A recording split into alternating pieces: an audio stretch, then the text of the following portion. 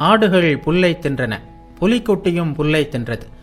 ஆடுகள் மே மே என்று கத்தின, புலிக்குட்டியும் மே மே என்று கத்தியது. மெல்ல மெல்ல புலிக்குட்டி வளர்ந்து பெரிய புலியாக ஆயிற்று. ஒரு நாள் இன்னொரு புலி வந்து ஆட்டு மந்தையை தாக்க வந்தது. அங்கே புல் மேய்ந்து கொண்டிருந்த புலியைக் கண்டு பிரமித்து விட்டது. ஓடி சென்று அதை பிடித்தது. உடனே அந்த ஆட்டுப்புலி மே மே என்று கத்த ஆரம்பித்தது. அதை பற்றி இழுத்து கொண்டு குளத்தி நீரின் அருகில் சென்று, இதோ இந்த நீரில் உன் முகத்தை பார், என் முகத்தைப் போலவே உள்ளதை கவனி, இதோ சிறிது இறைச்சி, இதை தின்று பார் என்றது. இவ்வாறு சொல்லிக்கொண்டே ஆட்டுப்புலியின் வாய்க்குள் இறைச்சி துண்டை திணைத்தது.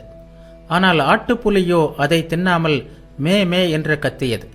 மெல்ல மெல்ல இரத்தத்தின் ருசி கண்ட பிறகு இறைச்சியை தின்ன ஆரம்பித்தது. அப்போது காட்டுப்புலி ஆட்டுப்புலியிடம் கூறியது, இப்போது தெரிந்து கொண்டாயா? நான் எதுவோ அதுவேதான் நீயும். உனக்கும் எனக்கும் எந்தவிதமான வேறுபாடும் இல்லை. இப்போது வா, என்னுடன் காட்டிற்கு வந்துவிடு என்று கூறியது. ஆகவே குருவின் அருள் கிடைத்துவிட்டால் பிறகு எந்த பயமும் இல்லை. நீ யார், உனது உண்மை இயல்பு என்ன என்பதை அவர் உனக்கு காட்டுவார். ஒரு சிறிது சாதனைகள் செய்தால் போதும். குரு ஒவ்வொன்றையும் அவனுக்கு புரிய வைப்பார். எது உண்மை, எது உண்மையற்றது என்பதை அப்போது சீடன் அறிந்து கொள்கிறான். இறைவன்தான் உண்மை, இந்த உலகம் நிலையற்றது. மீனவன் ஒருவன் ஒரு நாள் இரவு நேரத்தில் ஒரு தோட்டத்தில் உள்ள குளத்தில் திருட்டுத்தனமாக மீன்பிடிப்பதற்காக வலை வீசியிருந்தான். அந்த தோட்ட சொந்தக்காரனுக்கு இது எப்படியோ தெரிந்துவிட்டது. உடனே தன் ஆட்களுடன் 4 பக்கங்களிலும் சுற்றி வளைத்து கொண்டான். எல்லோரும் கையில் தீப்பந்தங்களுடன் திருடனை தேட ஆரம்பித்தார்கள். இதற்குள் மீனவன் தன் உடம்பில் சாம்பலை பூசிக்கொண்டு ஒரு மரத்தடியில் சாதுவை போல் உட்கார்ந்து விட்டான். திருடனை தேட வந்த ஆட்கள் இங்குமங்கும் நன்றாக தேடி பார்த்தனர். மீனவன் யாரையும் அவர்களால் கண்டுபிடிக்க முடியவில்லை. ஆனால் திருநீறு அணிந்து மரத்தடியில் தியானம் செய்து கொண்டிருந்த ஒரு சாதுவை பார்த்தனர். ஒரு பெரிய மகான் அந்த தோட்டத்திற்கு வந்திருக்கிறார் என்ற செய்தி மறுநாள் காலையில் ஊர் முழுவதும் பரவியது. ஏராளமான மக்கள் மலர்கள், பழங்கள், இனிப்பு வகைகள் முதலியவற்றை காணிக்கையாக எடுத்துக்கொண்டு சாதுவை காண வந்தனர். சாதுவின் முன்னால் பணம் குவிய ஆரம்பித்தது. அந்த மீனவனோ, இது என்ன விந்தை, நான் உண்மையான சாது அல்ல, என்றாலும் மக்கள் என் மீது எவ்வளவு பக்தி செலுத்துகிறார்கள். உண்மையாகவே சாதுவாகிவிட்டால் நிச்சயமாக நான் பகவானை அடைவேன், இதில் எந்தவித சந்தேகமும் இல்லை என்று எண்ணத் தொடங்கினான். கபடத்தனமான முயற்சிக்கே இவ்வளவு விழிப்புணர்வு ஏற்பட்டது. உண்மையாகவே சாதனைகள் செய்தால் எவ்வளவு பயன் விளையும் என்பதை சொல்லவும் வேண்டுமா? அப்போது எது உண்மை, எது உண்மையற்றது என்பதை அறிய முடியும். இறைவனே உண்மை, உலக வாழ்வு நிலையற்றது. அப்போது பக்தர் ஒருவர் தனக்குள் நினைக்கலானார், அப்படியானால் உலக வாழ்வு நிலையற்றதா? மீனவன் உலக வாழ்க்கையை துறந்து விட்டான். ஆனால் உலக வாழ்க்கையில் இருப்பவர்களின் கதி என்ன? அவர்களும் துறந்துவிட வேண்டியதுதானா? எந்தவித காரணமுமின்றி பக்தர்களுக்கு அருள் புரியக்கூடிய கருணை கடல் குருதேவர்.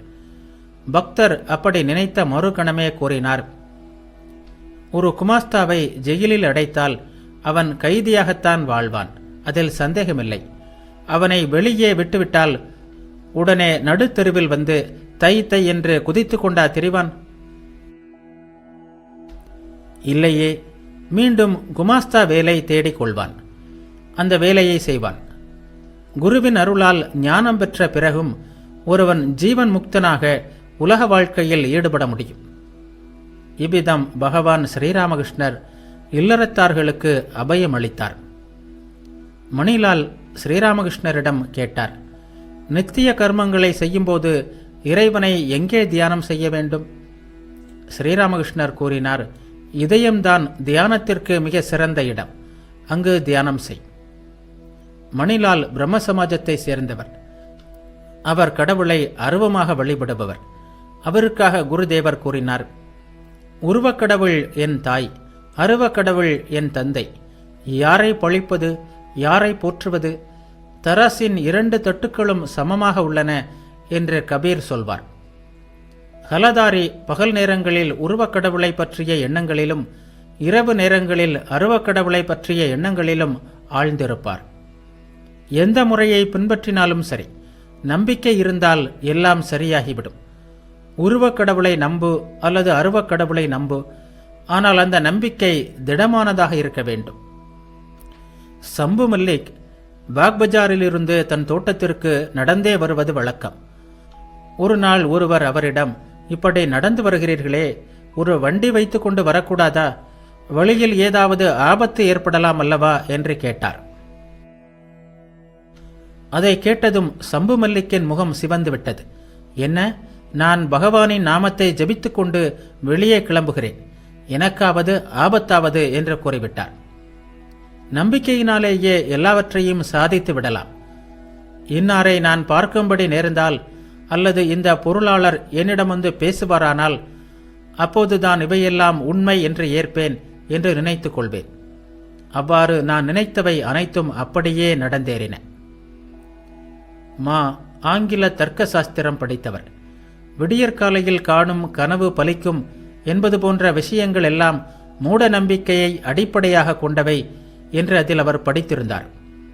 ஆகவே குருதேவரிடம், நீங்கள் நினைத்து நடைபெறாமல் போன சம்பவங்கள் ஏதாவது உண்டா என்று கேட்டார்.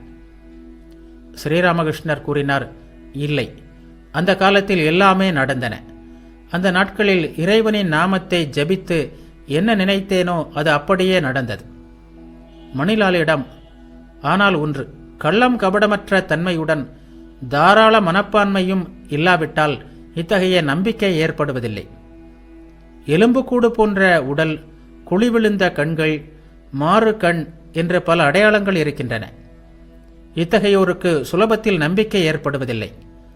தெற்கே வாழை மரம், வடக்கே பசலைக்கீரை, குறுக்கே கரும்பூனை, நான் தனியாக என்ன செய்வேன்? எல்லோரும் சிரித்தனர். மாலை வேளையாகியது. வேலைக்காரி வந்து அறையில் சாம்பிராணி புகை போட்டாள்.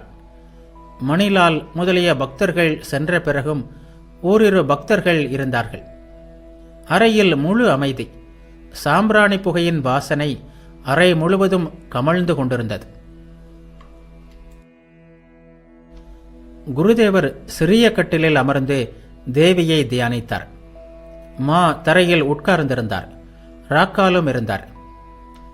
சிறிது நேரத்திற்கு பிறகு கோவில் சொந்தக்காரர்களின் வேலைக்காரி பகவதி வந்து தூரத்திலிருந்து குருதேவரை வணங்கினாள். குருதேவர் அவளை உட்கார சொன்னார். பகவதி பல ஆண்டுகளாக மதுர் பாபுவின் வீட்டில் வேலை செய்து வருகிறாள். குருதேவருக்கு அவளை நீண்ட காலமாக தெரியும். இளமையில் அவளுடைய நடத்தை அவ்வளவு சரியாக இருக்கவில்லை. கருணைக்கடலான குருதேவர் பாவிகளையும் புனிதமாக்குபவர். அந்த வேலைக்காரியுடன் பல பழைய சம்பவங்களை பற்றி பேச ஆரம்பித்தார்.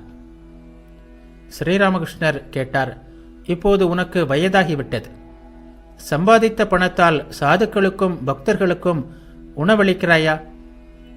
பகவதி புன்சிரிப்புடன் கூறினார், அதை பற்றி நானே எப்படி சொல்வேன்? ஸ்ரீராமகிருஷ்ணர் கேட்டார், காசி பிருந்தாவனத்திற்கெல்லாம் போய் வந்தாயா?